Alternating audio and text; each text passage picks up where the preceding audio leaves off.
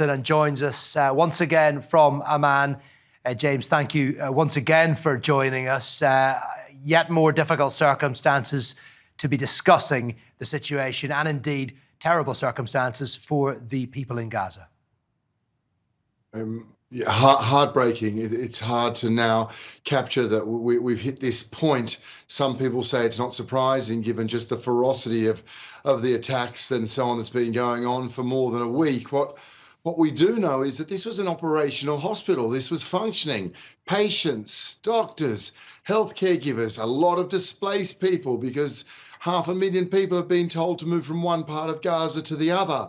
And as you say there, every indication is that hundreds and hundreds of people have been killed in this. This was just one of around 20 hospitals that are in the north of Gaza, functioning hospitals where doctors and patients had evacuation orders. Now, they're just impossible to carry out. You've got children in ICU, people having surgery, or in this case, just people seeking refuge, be it there or be it a school. And the results, as your images are showing, are beyond words. I'm sorry. Yeah, we spoke this time yesterday, and at that point, the UN were warning that many hospitals in Gaza had 24 hours of supplies left or less. Well, here we are, 24 hours later, and the situation is just getting worse. What are you hearing from your people on the ground as to how bad things have got? Not only, look, water, medicines, these are the two things, and water is becoming very close to being lethal for large numbers of people. We really are now being told that you'll start seeing people dying because of a lack of water, waterborne diseases, or people living on 2 or 3 litres of water. 500,000 people have moved from one part of the city to the other. The other part of the city also had terrible water shortages, people living on a few litres, and now you've got 500,000 people there. So terrible water shortages, people have nowhere safe to go. Hospitals, UNICEF has done everything we can in the last week with all our supplies to supply hospitals, but we can't get supplies in because there's 100 trucks waiting to try and get in through that border, and still all day, as we've hoped, just like yesterday. Again, it hasn't been open. So goodness me, since last Saturday, we've been calling for a ceasefire because that is the only way to stop what is now reported deaths of hundreds of children over this last 8 or 9 days, and humanitarian access. Let us get supplies in.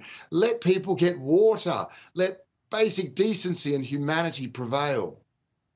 Yeah, and Joe Biden arrives in the region, which gives some demonstration of the gravity of the situation going on right now.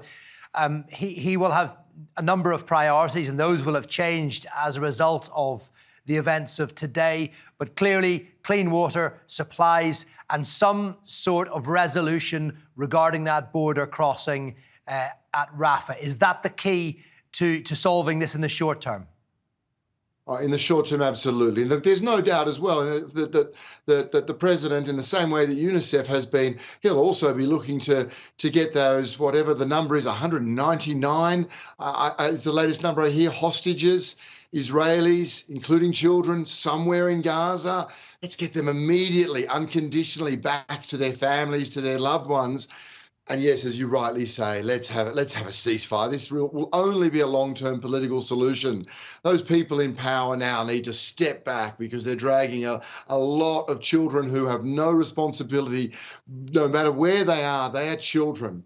Yeah, no one should have any issue with anyone under the age of 18. And right now, all those children in Gaza are living in an unimaginable hell. And hard as it is to convey, since this hospital strike a few hours ago, it's just gotten a lot more dangerous.